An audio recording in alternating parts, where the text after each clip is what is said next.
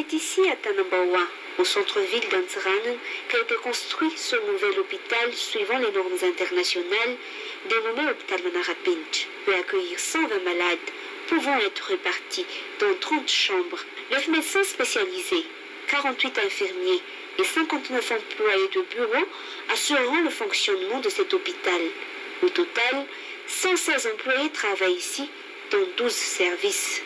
Cet hôpital comporte 2 blocs opératoires, un banc de sang, une salle d'urgence, un laboratoire, un service pédiatrie, maternité, exploration fonctionnelle et imagerie médicale. Il a été inauguré officiellement par le président de la transition Anjinirina Radzuel, accompagné de la délégation présidentielle. À l'instar d'Antsiranen, les autres chefs de province bénéficient également de cette infrastructure. Et cet hôpital Manarapinch d'Antsiranen a débuté la série d'inauguration.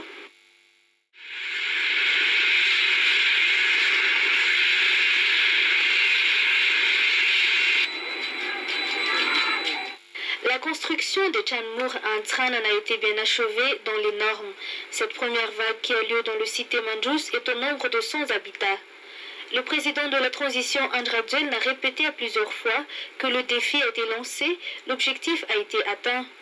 Durant sa prise de discours, il a affirmé que le régime transitoire est bien capable de construire, de créer et surtout développer Madagascar si tous les Malgaches s'entraident et se donnent la main. Laissons parler les gens, nous on continue toujours notre travail, a-t-il ajouté.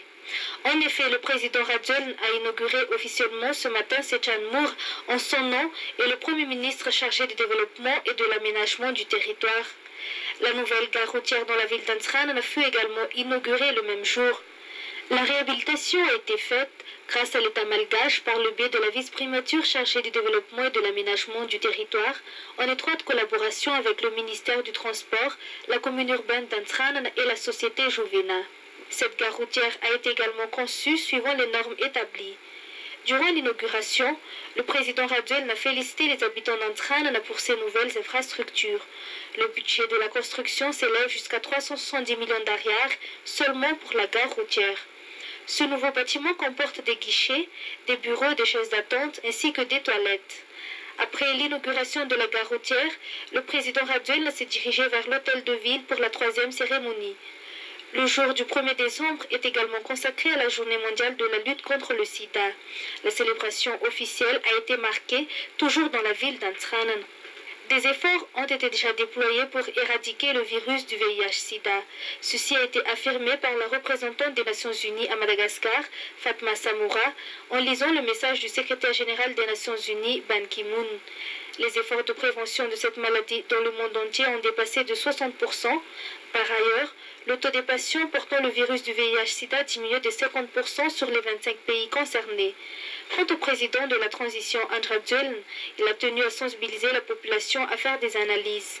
Même si le taux des patients portant le virus a diminué à Madagascar, nous devons quand même faire des tests à titre de prévention, a-t-il souligné.